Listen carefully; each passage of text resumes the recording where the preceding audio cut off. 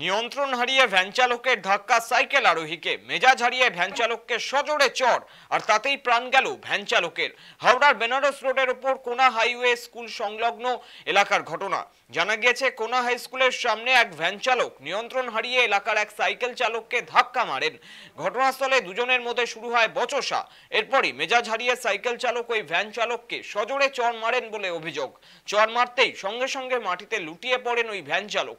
তৎক্ষণাৎ তাকে জগদীশপুর গ্রামীণ হাসপাতালে নিয়ে গেলে চিকিৎসকরা তাকে মৃত বলে ঘোষণা করেন। ততক্ষণে অভিযুক্ত সাইকেল চালককে পাকড়াও করে মারধর করেন উত্তেজিত জনতা। পরবর্তীতে দাসনগর থানার পুলিশ গিয়ে অভিযুক্তকে আটক করে। গোটা বিষয় নিয়ে তদন্ত শুরু করেছে পুলিশ।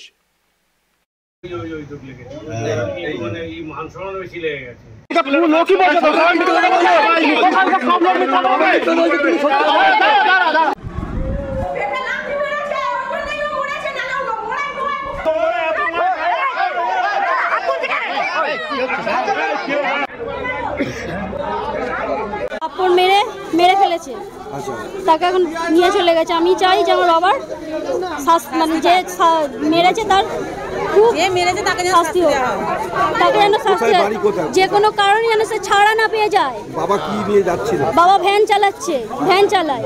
আচ্ছা, উনি কি পাশে দাঁড়িয়েছিল? সে কি করে দাঁড়িয়েছিল জানি না, সে তখন মেরে ফেলেছে।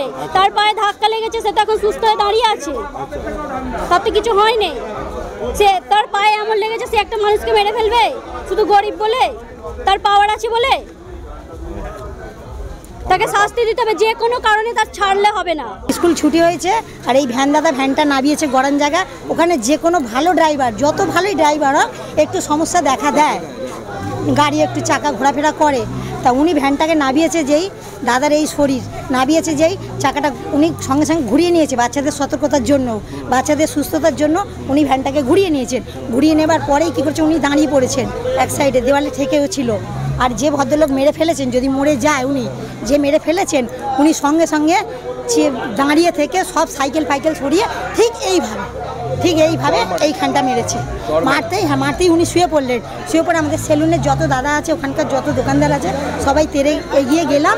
এগিয়ে যেতে দেখলাম নাক মুখ দিয়ে রক্ত বেরোতে লক্ষ্মীদা, সেলুনের লক্ষ্মীদা আছে, উনি ঠিক এরকম বগল লাভা করে ধরেছে যখন, উনি তখন আর কোনো সেন্স নেই, এতটুকুনি আমরা দেখলাম। তারপরে ওনাকে নিয়ে এসে এখন শুনছি নাকি মারা গেছে।